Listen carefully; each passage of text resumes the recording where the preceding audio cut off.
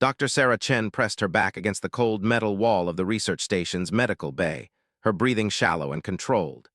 Through the reinforced viewport, she could see the Kelari pack moving through the corridor with deadly precision. Their massive forms, standing nearly 8 feet tall on digitigrade legs, moved with the fluid grace of apex predators that had evolved in the harsh wilderness of Kepler 442b. The 3 cubs huddled against her chest, their soft whimpering barely audible over the sound of her racing heart. Each no larger than a house cat, their silver fur was matted with dried blood from wounds that should have been fatal. Sarah had found them in the wreckage of the transport that brought her to this godforsaken research outpost, their mother's body shielding them from the worst of the crash. The Kelari had been tracking the cubs for 2 days now. Sarah understood why. In their society, orphaned young were either claimed by the pack or left to die. There was no middle ground, no mercy for the weak. But these weren't just any cubs. The genetic markers she'd analyzed showed they were the offspring of the pack's former alpha female, making them incredibly valuable to whoever controlled them. Sarah had made her choice the moment she'd seen them struggling to breathe in the wreckage. She'd performed emergency surgery with nothing but a basic medical kit and sheer determination. The largest cub, a female with distinctive white markings around her eyes, had flatlined twice during the procedure. Sarah had brought her back both times, her hands steady despite the chaos erupting around the crash site. Now, 72 hours later, the cubs were alive but still fragile. The pack wanted them back, and they would kill anyone who stood in their way. Sarah had seen what Kelari claws could do to reinforced steel. Her human frame wouldn't even slow them down. The door to the medical bay hissed open, and Warlord Thane entered alone. His massive frame filled the doorway, black fur rippling over muscles that could crush a human skull without effort. Golden eyes fixed on Sarah with an intensity that made her skin crawl. Behind him, she could see the rest of his pack waiting in the corridor, their own eyes glowing in the dim light. "Human," Thane's voice was a deep rumble that seemed to vibrate through the floor. "You have something that belongs to us."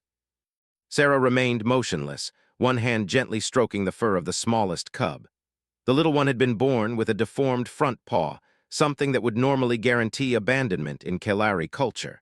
Yet Sarah had spent hours creating a tiny prosthetic using spare parts from the medical equipment. "They don't belong to anyone," Sarah said quietly. "They're children." Thane's lips pulled back in what might have been amusement, revealing teeth designed for tearing flesh. "You speak of cubs as if they were your own species. They are Kelari. They follow Kelari law." "Then explain Kelari law to me," Sarah said, her voice gaining strength. "Because from what I've observed, you abandon the injured and claim the strong. These cubs were dying when I found them. By your own customs, they should have been left in the wreckage." The warlord took a step closer, his massive hands flexing. "You know nothing of our ways, human. Those cubs carry the bloodline of Shara the Fierce, our former alpha. They will lead packs of their own one day." "Will they?" Sarah asked, shifting slightly to better protect the cubs. "Because the smallest one would have died from internal bleeding if I hadn't operated. The female would have suffocated from fluid in her lungs. The middle one had a skull fracture that I had to repair with surgical mesh. According to your survival of the fittest philosophy, all 3 should be dead." Thane's golden eyes narrowed, but he didn't advance further. Something in Sarah's posture, her absolute refusal to show fear, seemed to give him pause. In Kelari culture, only those with true strength showed such calm in the face of overwhelming odds. "You are either very brave or very foolish, human," he said finally. "I'm a doctor," Sarah replied simply. "I took an oath to do no harm. That includes not handing injured children over to people who might hurt them." The warlord's ears flicked forward, a sign of interest that Sarah had learned to recognize during her brief time on the planet. "You would fight the entire pack for 3 cubs that are not even your species." Sarah felt the smallest cub shift against her chest, its tiny heartbeat rapid but strong. The prosthetic she'd created was already allowing it to move more normally, something that might have taken weeks with traditional Kelari healing methods. "I've already fought for them," she said. "For 3 days and nights I've fought death itself to keep them breathing. What's one more fight?" Thane was quiet for a long moment, his predatory gaze moving from Sarah to the cubs and back again. When he spoke, his voice carried a note of something that might have been respect. "The pack speaks of the human who defies nature itself. They say you brought the dead back to life." "I brought dying cubs back to health," Sarah corrected. With medicine, surgery, and round-the-clock care, nothing supernatural about it. To us, there is no difference, Thane said. A Kelari healer would have let the weak ones die and focused on the strong. You saved all three, even the deformed one. Sarah's hand instinctively moved to protect the smallest cub. Her name is Hope, and there's nothing wrong with her that can't be fixed. Hope, the warlord's head tilted slightly. You have given them human names. I've given them names that reflect who they are, not what others expect them to be, Sarah said. Hope, because she refuses to give up. Grace, because she moves like a dancer even when she's hurt. And Courage, because he stood between his sisters and danger even when he could barely stand. For the first time since entering the room, Thane's aggressive posture relaxed slightly. You speak of them as individuals. Because they are individuals, Sarah said firmly. Hope has already figured out how to use her prosthetic to climb better than her sisters. Grace has perfect pitch and responds to music. Courage has been trying to hunt the medical scanners since the day he could stand. They're not just future pack leaders. They're unique beings with their own personalities and potential. Thane studied the three cubs, who had been listening to the conversation with the alert intelligence that marked their species. The female, Grace, made a small chirping sound and reached one tiny paw toward the warlord. The pack believes strength comes only from victory in battle, Thane said slowly. But you have shown a different kind of strength. You fight death itself and win. You heal what others would abandon. Sarah sensed an opportunity and pressed forward carefully. Your pack is strong in war, but what about in peace? What happens when the fighting stops and you need to build something instead of just conquering it? The warlord's eyes flashed, but not with anger. The human speaks wisdom that our elders would find interesting. Then let me make a proposal, Sarah said, her heart pounding as she prepared to gamble everything on a single desperate plan. Give me 1 week, 7 days to prove that these cubs are stronger with both Kelari and human influence. If I'm wrong, you take them and I won't interfere. But if I'm right. If you are right, Thane prompted. Then we find a new way forward, together. The warlord was silent for nearly a minute, his golden eyes moving between Sarah and the cubs. Finally, he straightened to his full imposing height. 1 week, he said. But know this, human, if you fail, if even one cub is harmed by your methods, the pack will show no mercy. Sarah nodded, understanding the weight of what she'd just agreed to. And if I succeed? Thane's lips pulled back in what might have been the beginnings of a smile. Then perhaps the pack will learn something new about strength. As the warlord turned to leave, the smallest cub, Hope, made a sound that was part purr, part chirp. Thane paused, looking back at the tiny creature who had been deemed unworthy of life by his people's standards. 7 days, he repeated, and then he was gone, leaving Sarah alone with 3 cubs and the terrifying knowledge that she had just bet all their lives on her ability to bridge 2 completely different worlds. The cubs settled more comfortably against her, their trust absolute and heartwarming. Sarah looked down at them and whispered, "Well, little ones, I hope I know what I'm doing." Outside, the pack waited with the patience of predators, but for the first time since the crash, Sarah felt something other than fear. She felt hope. And sometimes, hope was the strongest force in the universe. Sarah woke to the sound of tiny claws clicking against metal. Hope had learned to use her prosthetic leg to climb the medical equipment, and she was currently attempting to reach a data tablet that Sarah had left on the upper shelf. The cub's determination was remarkable, especially considering she'd nearly died just 4 days ago. "Easy there, little explorer," Sarah murmured, gently lifting Hope down. The cub chirped in what sounded like protest, her silver eyes bright with intelligence that seemed almost too advanced for her age. Through the viewport, Sarah could see members of Thane's pack moving through the station corridors.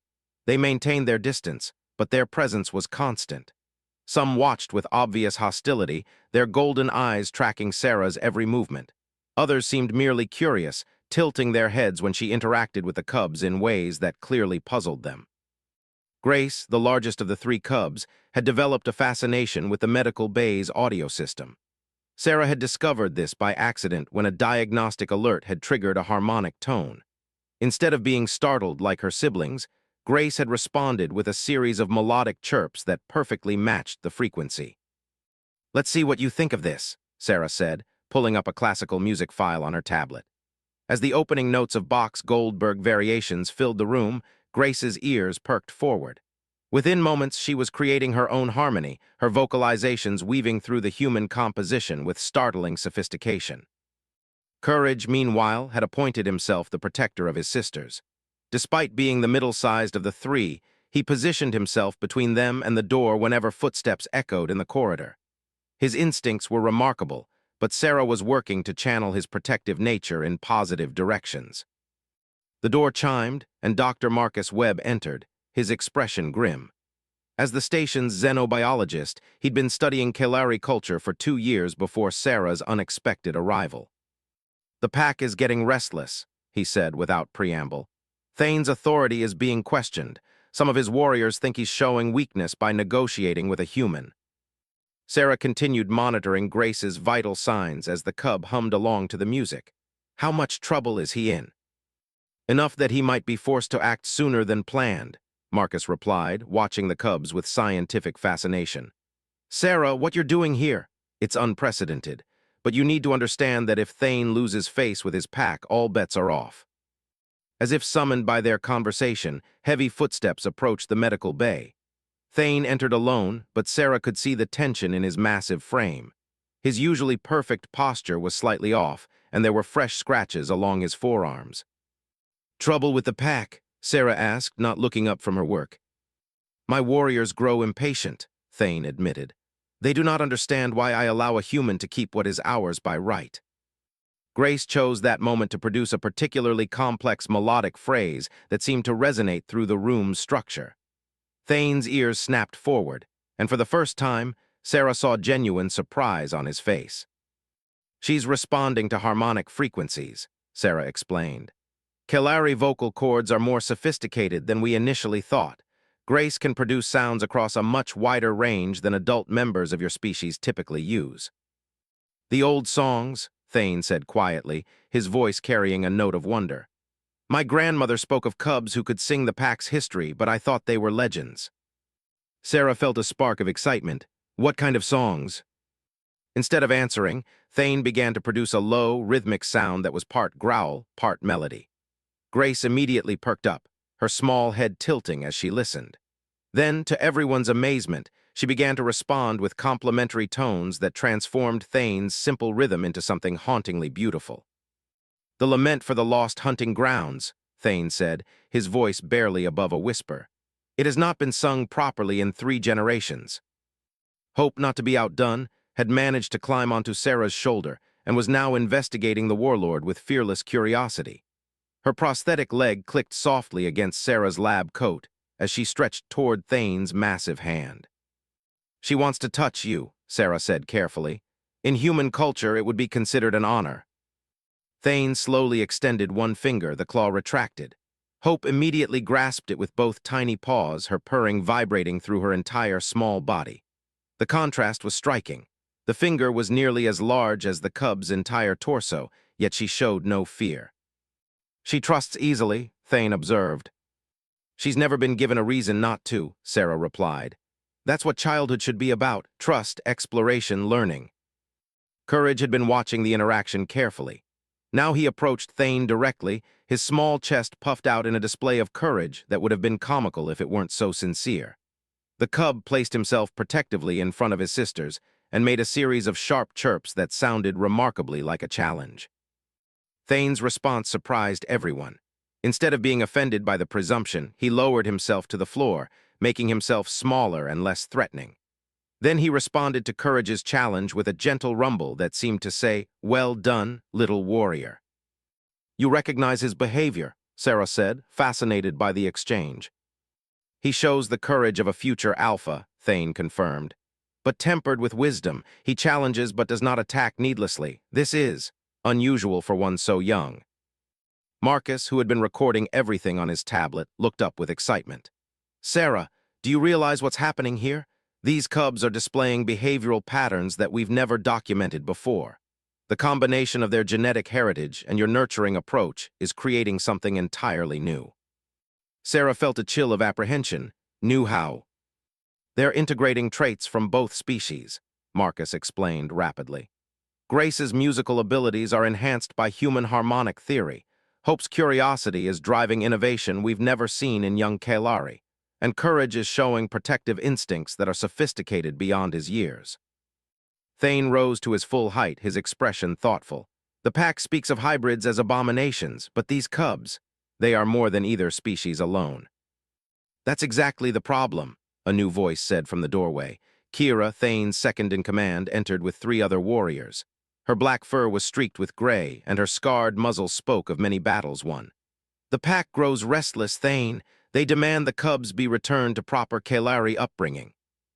Sarah instinctively moved to shield the cubs, but Thane held up a hand to forestall any aggressive movement from his warriors.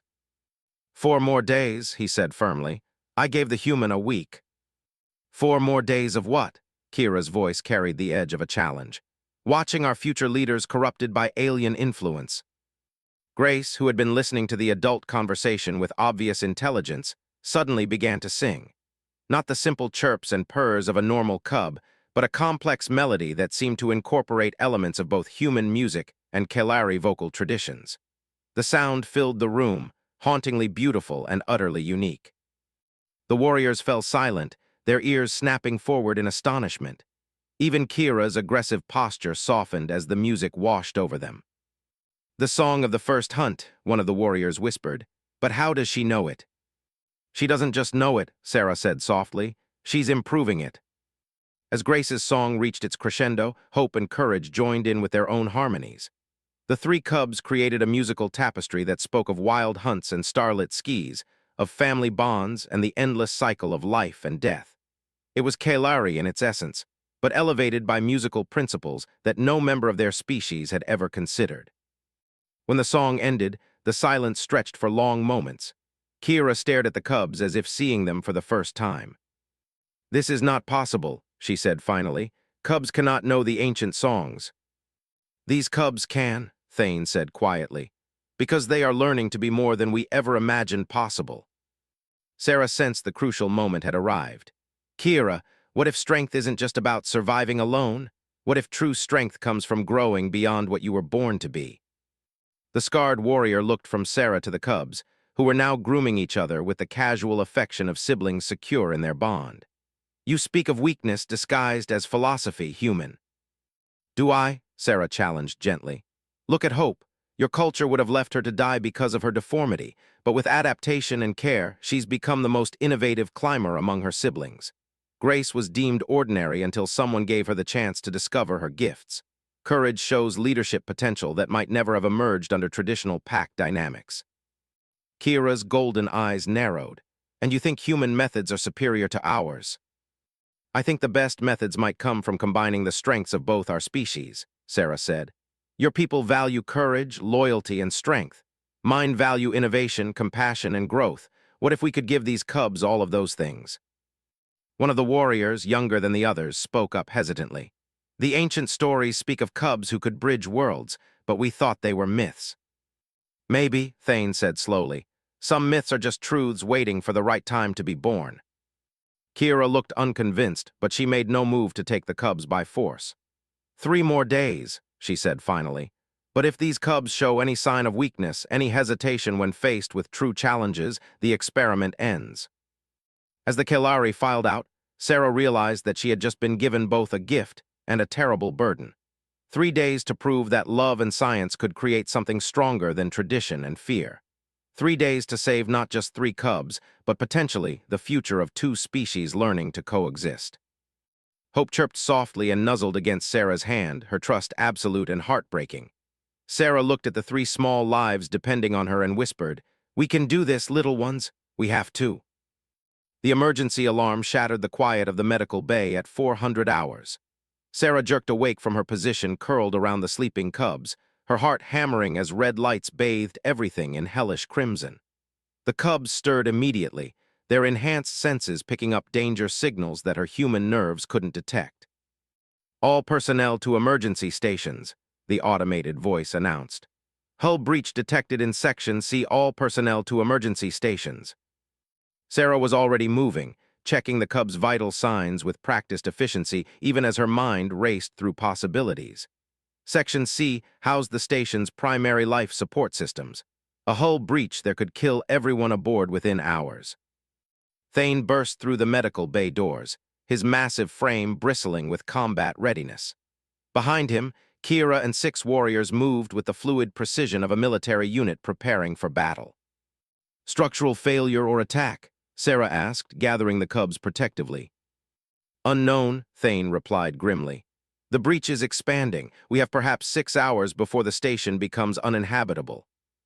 Grace whimpered and pressed closer to Sarah, while Courage positioned himself between his sisters and the doorway. Hope, displaying the curiosity that had become her trademark, was listening intently to sounds that human ears couldn't hear. "The transport?" Sarah asked, though she already suspected the answer. "Damaged beyond repair," Kira said bluntly.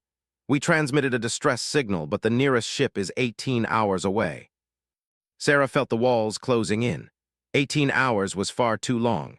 Even with emergency life support, they would suffocate long before rescue arrived. She looked down at the 3 cubs who trusted her absolutely and felt the crushing weight of failure. Then Hope made a sound she'd never made before, a complex series of clicks and chirps that seemed to echo strangely in the metallic chamber. Grace immediately picked up the pattern, adding her own harmonic variations. Within seconds, all 3 cubs were creating a sound pattern that made Sarah's bones vibrate. "What are they doing?" Kira demanded, her ears flattened against her skull. "I don't know," Sarah admitted, but she was watching Thane's reaction carefully. The warlord's eyes had gone wide with something that looked like recognition. "The deep song," he whispered, "but it is impossible. They are too young, too untrained." "What's the deep song?" Sarah asked urgently. "A method of echolocation used by our ancestors to navigate cave systems," Thane explained, his voice filled with awe. "It has not been used for centuries. Modern Kalari have lost the ability." Hope suddenly broke away from her siblings and began moving toward the wall with deliberate purpose. Her prosthetic leg clicked rhythmically against the floor as she approached a maintenance panel that Sarah had barely noticed before. "She's found something," Sarah realized, following the cub. "Hope, what is it?" The tiny cub pressed her ear against the wall, then looked back at Sarah with those impossibly intelligent silver eyes. She made a series of urgent chirps while pawing at the maintenance panel. "Marcus," Sarah called into her comm unit, "I need you in Medical Bay 1 now." The xenobiologist arrived within minutes, his face pale with stress. "Sarah, we need to evacuate. The hull breach is spreading faster than our repair systems can compensate." "Marcus, look at this," Sarah said, indicating Hope's behavior. "She's trying to tell us something about this wall." Marcus pulled up the station schematics on his tablet, his fingers flying over the interface. "That maintenance panel accesses the tertiary life support conduits, but they're not connected to the main system." "What if they could be?" Sarah asked, her mind racing. "Hope, are you telling us there's another way?" The cub chirped affirmatively and began climbing the wall using her prosthetic leg in ways that shouldn't have been possible. She reached the maintenance panel and began manipulating the access controls with tiny paws that seemed to understand the mechanism intuitively. "She cannot possibly understand complex mechanical systems," Kira said, but her voice lacked conviction. "She's been watching me work for days," Sarah realized. "Every repair I've made, every diagnostic I've run, she's been learning." The maintenance panel opened with a soft hiss, revealing a complex array of conduits and control systems. Hope looked back at Sarah expectantly, as if waiting for her to understand something obvious. "The tertiary conduits could be jury-rigged to create an independent life support loop," Marcus said excitedly, studying the exposed systems. "But it would require precise modifications to 17 different connection points scattered throughout the station. The timing would have to be perfect, and we'd need someone small enough to access the maintenance shafts." "Someone like Hope," Sarah said quietly. Thane's reaction was immediate and violent. "Absolutely not. You would risk a cub's life on a desperate gamble." "The alternative is everyone dying," Sarah pointed out. "And Hope isn't just any cub. She's showing us a solution that none of us would have found alone." Kira stepped forward, her scarred muzzle set in hard lines. "Even if the plan worked, you are asking a child to crawl through maintenance shafts filled with radiation and toxic gases. It is madness." "Then we modify the plan," Sarah said, her scientific training taking over. "We create protective equipment sized for her. We establish communication protocols. We make it as safe as possible." "There is no safe in this scenario," Thane said flatly. Only degrees of certain death. Grace suddenly began to sing, her voice carrying a melody that seemed to resonate with the station's structural harmonics. As her song continued, the lights stopped flickering and the ambient noise of failing systems quieted noticeably. She's stabilizing the acoustic resonance, Marcus breathed. The hull stress is decreasing. Courage, not to be outdone, approached the environmental controls and began manipulating them with tiny paws. Somehow, impossibly, he was adjusting atmospheric pressure in ways that bought them precious additional time. They're working together, Sarah realized. Grace can use sound to stabilize structural integrity. Courage can manage environmental systems, and Hope can access spaces no one else can reach. You are asking children to save us all, Kira said, but her tone had shifted from anger to something approaching wonder. I'm asking them to do what they're already trying to do, Sarah corrected. They found this solution. They're showing us capabilities we didn't know they possessed. All I'm suggesting is that we help them save everyone instead of letting pride kill us all. Thane was quiet for a long moment, his golden eyes moving between the cubs and the spreading red lights that marked failing systems throughout the station. Finally, he knelt down to Hope's level. Little warrior, he said in his own language, do you understand what you are offering to do? Hope chirped back in what sounded like fluent Kalari, her small voice carrying a confidence that belonged on someone much older. She says she is not afraid, Thane translated, his voice thick with emotion. She says her pack needs her.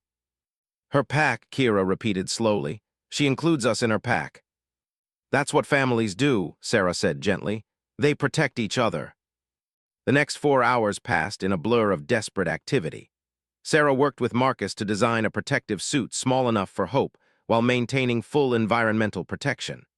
Thane and his warriors positioned themselves throughout the station to assist with the complex sequence of modifications needed to make the plan work. Grace stationed herself in the central corridor, her songs keeping the station's structure stable even as hull breaches expanded. Courage managed atmospheric controls with the instinctive understanding of someone born to the task. And Hope, tiny Hope with her prosthetic leg and boundless courage, crawled through maintenance shafts that would have been death traps for anyone else, making precise modifications to life support systems with guidance from Sarah's voice in her earpiece. Connection 17 completed, Hope's small voice crackled through the comm system. Coming home now. That's my girl, Sarah whispered, tears streaming down her face. Come back to us, little hero. When Hope emerged from the final maintenance shaft, grimy but triumphant, the station's emergency systems were already showing green across all boards. They had done it. A human doctor, 3 Kalari cubs, and their combined knowledge had saved everyone aboard. Thane knelt down as Hope ran towards Sarah, but instead of continuing past him, the cub stopped and chirped something in Kalari that made the massive warlord's eyes widen. She says, Thane translated slowly, that this is what strength really means, not fighting against others but fighting together for everyone. Kira approached the exhausted cubs, her scarred face softer than Sarah had ever seen it. Perhaps, she said quietly, there are different kinds of strength, and perhaps we have much to learn from those we thought to teach. Sarah gathered all 3 cubs close, feeling their small hearts beating against her chest. Outside, the stars wheeled in their ancient patterns, but inside the medical bay, something new had been born. Not just the survival of a station, but the beginning of understanding between 2 species, learning that their children might be wiser than their elders. Hope looked up at Sarah with those impossibly bright eyes and chirped something that needed no translation. It sounded remarkably like, I love you too. The rescue ship Meridian Dawn dropped out of hyperspace 12 hours after the crisis had passed, its sensors immediately detecting the anomalous readings from the research station. Captain Alina Vasquez studied the data streaming across her screens with growing confusion. Those energy signatures don't match anything in our database, her science officer reported. It's like the station has been completely redesigned at the quantum level. Sarah watched the approaching vessel through the medical bay's viewport, the 3 cubs pressed against her sides. In the hours since their successful repair of the life support systems, word of what had happened had spread throughout the Kalari pack. The reactions had been mixed, ranging from awe to suspicion to outright disbelief. The humans come, Thane observed, entering the medical bay with his characteristic silent grace. "What will you tell them?" "The truth," Sarah replied simply. "That 3 remarkable cubs saved everyone on this station. And if they wish to take the cubs for study, your people are no different from mine in their hunger for new advantages." Sarah felt a chill of apprehension. She had been so focused on proving the cubs' worth to the Kelari pack that she hadn't considered how human authorities might react to children with such extraordinary abilities. Grace, who had been quietly humming to herself, suddenly looked up with alarm. Her sensitive hearing had detected something that made her press closer to Sarah with obvious distress. "What is it, sweetheart?" Sarah asked, but the cub was already moving toward the communication console. With tiny paws that moved with increasing confidence, Grace began adjusting the audio frequencies of the incoming transmission from the rescue ship. "Repeat, this is Captain Vasquez of the Meridian Dawn. We are detecting unauthorized genetic experiments aboard the research station. Prepare for immediate evacuation and quarantine procedures." Sarah's blood turned to ice. Genetic experiments. Marcus burst through the medical bay doors, his face pale with panic. "Sarah, we have a problem. The energy readings from the Cubs' modifications to the station's systems have been misinterpreted by Earth Command. They think we've been conducting illegal bioenhancement research." "That's ridiculous," Sarah protested. "I haven't modified anything about these Cubs except Hope's prosthetic." "Try explaining that to a military tribunal," Marcus said grimly. "Earth Command has been looking for excuses to expand their xenobiology programs. 3 cubs showing impossible abilities would be exactly what they need to justify increased funding." Thane's posture shifted into combat readiness, his massive frame radiating lethal intent. "They will not take the cubs." "You can't fight a human military vessel," Sarah said urgently. "Captain Vasquez isn't our enemy. She's just following orders based on incomplete information." Hope, who had been listening to the adult conversation with her usual intense focus, suddenly chirped and began climbing toward the communication console. Her prosthetic leg clicked rhythmically as she navigated the complex equipment with growing skill. "What are you thinking, little one?" Sarah asked, but Hope was already activating the transmitter with tiny paws that seemed to understand every control.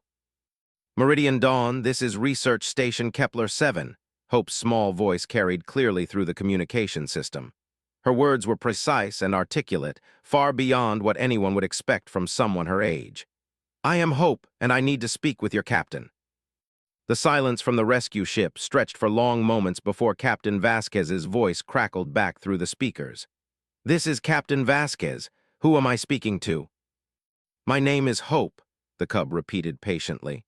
"I am 7 days old by human counting, but Dr. Sarah says I am very smart for my age. I understand you are worried about genetic experiments, but no one has done anything bad to us." Sarah held her breath as Hope continued, her small voice carrying a maturity and eloquence that was both heartwarming and terrifying. "Dr. Sarah fixed my leg when it was broken, and she taught us about music and medicine and friendship, grace and courage, and I helped save the station because we wanted to protect our family. Both our human family and our Kelari family." Another pause, then Captain Vasquez's voice, notably softer. "Hope, are you saying you chose to help repair the station?" "We all chose," Grace added, her melodic voice joining the conversation. "Dr. Sarah never made us do anything. She just showed us that we could be more than others expected." Courage, not to be left out, approached the console with his characteristic protective stance. "The pack tried to take us back, but Dr. Sarah said we belonged to ourselves. She fought for our right to choose our own path." From the Meridian Dawn's bridge, Captain Vasquez found herself staring at readings that defied every protocol in her manual. The voices coming through the communication system were clearly those of very young children, but they spoke with intelligence and emotional depth that challenged every assumption about Kelari development. "Dr. Chen," the captain said finally, "I need a full explanation of what's been happening down there." Sarah moved to the console, her protective instincts warring with her scientific training. "Captain, these cubs were orphaned in the transport crash that brought me here.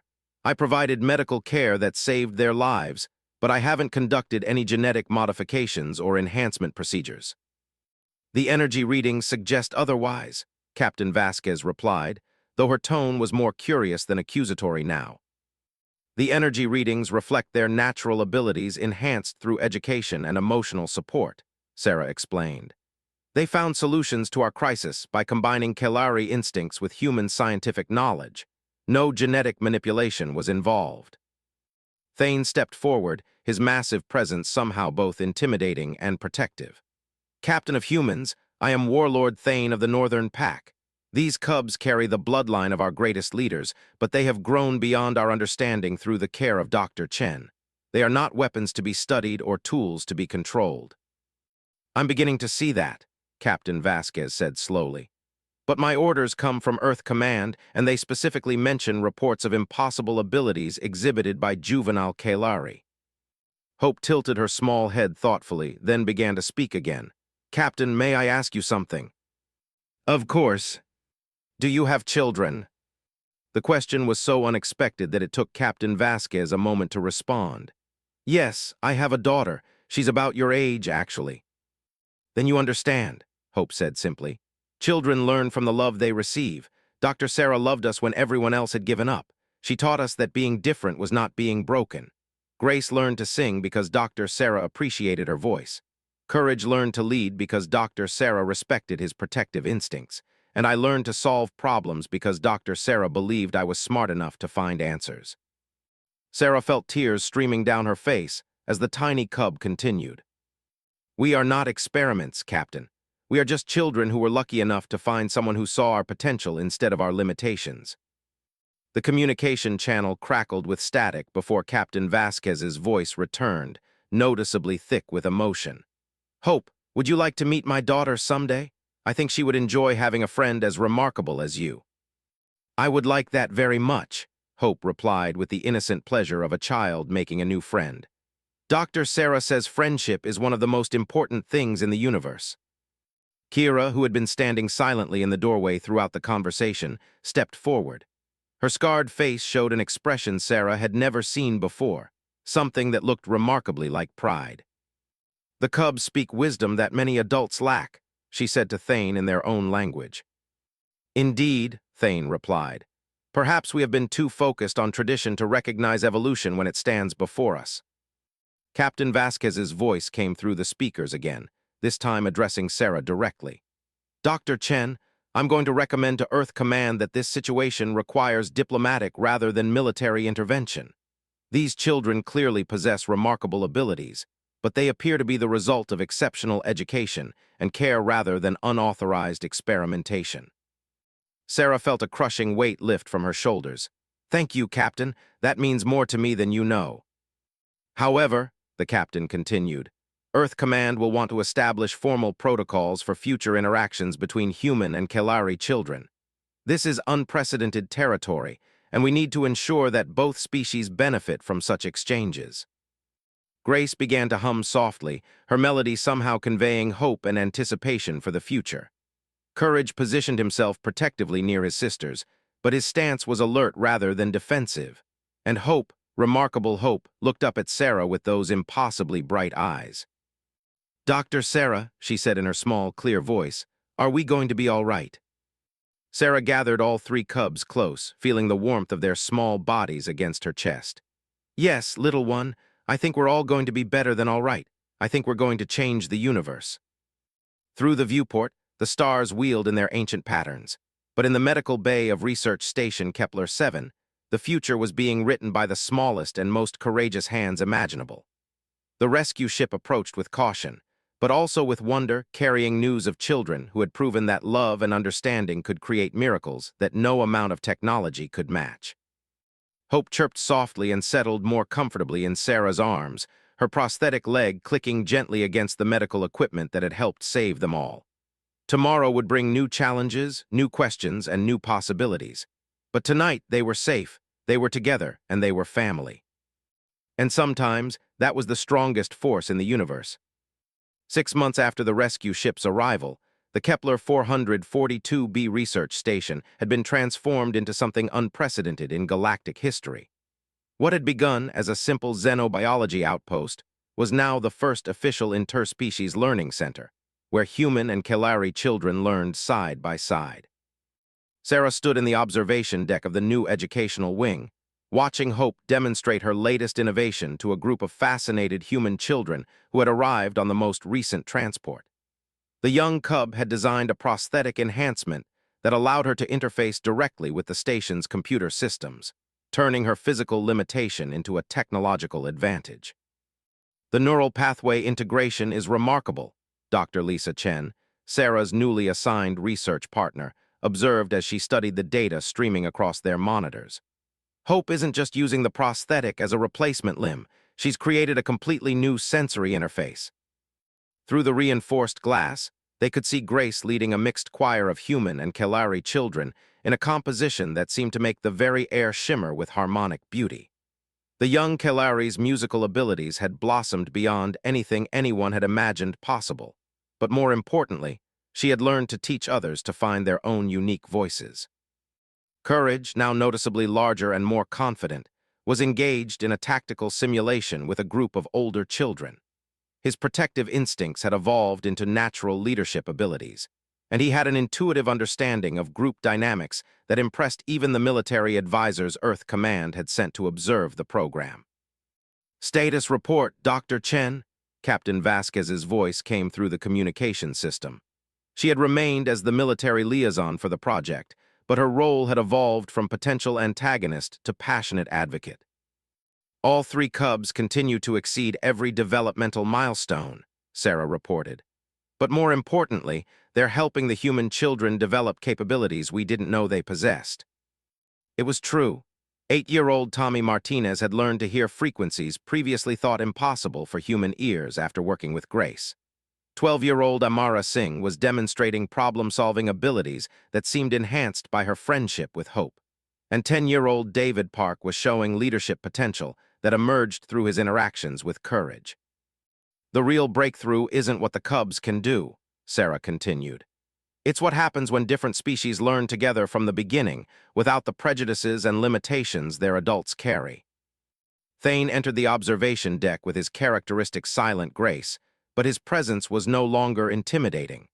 Over the months, he had become something unprecedented in Kelari culture, a leader who ruled through inspiration rather than dominance. "The Council of Alphas has reached a decision," he announced, his golden eyes bright with satisfaction. "The Learning Center will be expanded to include 12 additional stations throughout the sector." Sarah felt a surge of excitement mixed with apprehension. "That's wonderful news, but are we ready for such rapid expansion?" "The Cubs believe we are," Thane replied with what Sarah had learned to recognize as his version of a smile. "Hope has designed standardized interfaces that can be manufactured on any world with basic industrial capabilities. Grace has composed teaching songs that can be adapted to any culture's musical traditions. And Courage has developed leadership training protocols that work equally well for pack hunters and social species." Dr. Lisa Chen looked up from her data analysis with wonder. "They've essentially created a universal education system. Not human, not Kelari, but something entirely new that incorporates the best of both approaches." Through the viewport, they could see the cubs working with their human friends on a project that none of the adults fully understood yet. It involved complex mathematical calculations, harmonic resonance patterns, and what appeared to be some form of three-dimensional engineering that defied conventional physics. "What are they building?" Sarah asked, though she wasn't sure she wanted to know the answer. "A communication device," Hope's small voice crackled through the intercom system. The cub had apparently been listening to the adult conversation with the enhanced hearing that had developed since her neural interface surgery. "We want to talk to the children on Earth and the young packs on Kelari Prime." "A communication device that works across interstellar distances in real time," Grace added, her melodic voice carrying through the speakers. "We think we can use harmonic resonance to create quantum entanglement between specific frequency patterns." Sarah felt her scientific training rebel against the impossibility of what she was hearing, but she had learned not to doubt these remarkable children. "That's theoretically impossible with our current technology." "It's not our current technology," Courage pointed out with the patient tone of someone explaining something obvious to a slow adult. "It's new technology. We're designing it as we build it." Kira, who had become the cub's unofficial Kelari guardian and advocate, entered the observation deck, carrying official documents marked with the seal of the Kelari High Council. "Formal recognition," she announced with satisfaction. "Hope, Grace, and Courage have been declared full members of the pack with adult standing, despite their age. They are the youngest Kelari in recorded history to achieve such status." "Adult standing?" Sarah asked, unsure whether to be proud or concerned. "It means they have the right to make their own decisions about their future," Thane explained, "including whether to remain here at the Learning Center or return to traditional Kelari territory." Sarah's heart clenched at the thought of losing the cubs she had come to love as her own children, but she knew that true love meant supporting their choices, even when those choices broke her heart. Hope suddenly appeared at Sarah's side, having climbed up through the maintenance shafts with the silent skill she had perfected over the months.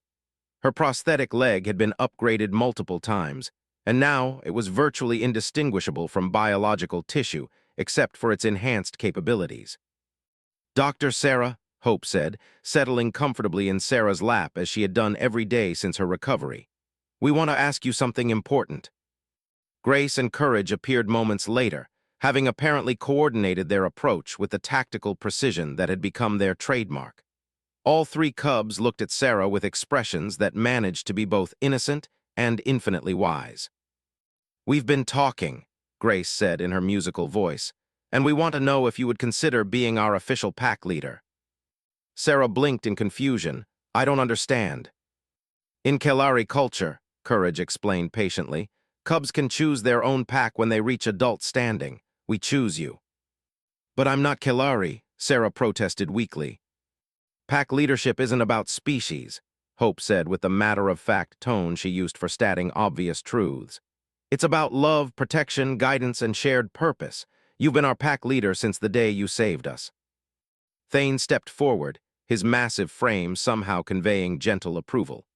"Dr. Chen, the Cubs are offering you formal recognition as their chosen alpha. It is an honor that has never been extended to a non-Kelari before." Sarah looked around the observation deck at the faces surrounding her. Human scientists and military personnel, Kelari warriors and healers, all watching with expressions of hope and anticipation. Below them, human and Kelari children worked together on projects that would reshape the future of two species. "What would that mean?" Sarah asked quietly. "It means," Kira said with the closest thing to a smile Sarah had ever seen on her scarred face, "that you would be responsible for guiding not just these three remarkable cubs, but all the children who learn from their example." Grace began to hum softly, a melody that seemed to resonate with the station's structure itself. Other children throughout the facility picked up the tune, their voices creating a harmonic tapestry that spoke of hope, unity, and infinite possibility. "Dr. Sarah," Hope said, her small paws grasping Sarah's hand with gentle insistence, "will you be our alpha? Will you help us teach the universe that different can be better?" Sarah looked down at the three cubs who had saved her as much as she had saved them, who had shown her that the greatest discoveries came not from laboratories and theories, but from love, courage, and the willingness to see potential where others saw only limitations. "Yes," she whispered, then louder, "yes, I will be your alpha. I will be your pack leader, your advocate, your protector, and your family for as long as you'll have me." The cubs erupted in joyful chirps and purrs, pressing against Sarah with the unrestrained affection of children who knew they were loved without condition. Around them, adults from two species applauded not just the formal recognition of an unprecedented relationship, but the birth of something entirely new in the galaxy. Through the viewports, stars wheeled in their ancient patterns, but their light now fell on a universe where the impossible had become routine, where children led adults toward wisdom, and where a human doctor had become the alpha of a pack that would change everything. Hope looked up at Sarah with those impossibly bright eyes and chirped softly, "Thank you for seeing who we could become instead of who others expected us to be." Sarah gathered all three cubs close, feeling their hearts beating in synchrony with her own. "Thank you for teaching me that the greatest strength in the universe isn't the power to destroy, but the courage to create something beautiful where others see only broken pieces." Above them, the communication device the children were building hummed with increasing resonance, preparing to carry their message of hope and unity to worlds throughout the galaxy. The future stretched before them, full of challenges and possibilities, but whatever came next, they would face it together. After all, they were pack. They were family. And sometimes love really was the strongest force in the universe.